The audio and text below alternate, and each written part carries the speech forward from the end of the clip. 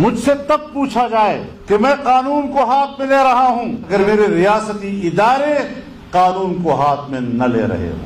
وہ آئین کو معطل کرتے ہیں، ان کے ہاتھوں آئین مفلوج ہو جاتا ہے، قانون کی کوئی حیثیت نہیں ان کی نظر میں، ایک آمر کی طرح جو اپنے ذہن میں آیا وہی قانون، جو کیا وہی قانون، جو بولا وہی قانون۔ اگر اس طرح ہم نے پاکستان میں زندہ رہنا تھا تو پھر ہم نے آزادی کی تحریک کس لیے چلائی؟ اسی لیے چلائی تھی کہ آمرانہ سوچ کو قبول نہیں کرنا ہے۔ آپ ہمیں چھوٹی موٹی گرفتاریوں سے ڈراتے ہیں، آپ نے ہمیں پہچانا ہی نہیں ہے۔ ہمیں نہ آزمایا کرو، ہم بڑے مہنگے پڑتے ہیں۔ پھر تم نے کچھ اور لوگوں کو دیکھا ہوگا جس پر آپ ہاتھ ڈالتے ہیں تو وہ جھک جاتے ہیں، یہاں ہاتھ ڈالو گے تو اکڑ جائیں گے۔ پاکستان میرا گھر ہے، پاکستان میری ریاست ہے، میں تمہیں پاکستان کا وارث نہیں سمجھتا۔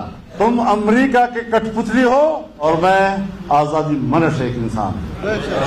تو ایسی صورتحال میں سوچ سمجھ کر آگے بڑھو۔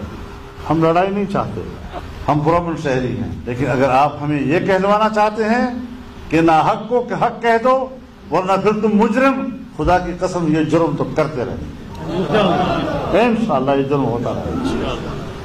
تم ناحق کو ہم پر مسلط کرو اور ہم اس کو تسلیم کر لیں، اور پھر ہمیں کس سے ڈراتے ہیں پتہ ہے؟ آج کل ایوب خان کے زمانے میں ایک قانون ہوتا تھا، اس کو DPR کہتے تھے، ڈیفینس آف پاکستان رولز، وہاں بھی تو مقدمہ ہی درج ہوتا تھا نا، کوئی بہانہ بنا کر جیل میں ڈال دیا۔ بھٹو صاحب کے زمانے میں تو گرفتاریاں ہوتی تھیں نا، تو وہاں بھی تو کوئی قانون ہوتا تھا۔ پبلک کے سامنے تو اس طرح شو کرتے تھے کہ انہوں نے فلاں قانون کی خلاف ورزی کی، اور پھر ریاست حرکت میں آئی اور پھر اس کے خلاف FIR درج ہوا اور فلاں گرفتار ہو گیا۔ ضیاء الحق صاحب کے زمانے میں تو ہم جیلوں میں تھے، وہاں بھی تو کوئی قانون کا سہارا لے کر ہی ہمیں گرفتار کیا جاتا تھا نا، تو ہم وہاں پر گھبرائے ہیں کبھی؟ ہم نے ان کے قانون کو بھی ظلم کہا، ہم ان کے جیلوں کو بھی قبول کیا، لیکن ان کے قانون کو قبول نہیں کیا۔ آج کل ہمارے مارشل لاؤ کا قانون کیا ہے پتہ ہے؟ نیب۔ جس طرح ہم نے اس زمانے میں جبر کے قانون کو تسلیم نہیں کیا، ہم نے آج بھی تمہارے نیب کو تسلیم نہیں کیا۔ اور یہ کوئی پہلی سیریز نہیں ہے، یہ جو سفید ریش بیٹھی ہوئے ہیں ان کو یاد ہوگا 1994-95 میں میرے خلاف ایک سیریز نہیں چلی تھی، کہاں گئے وہ جائیدادیں میری؟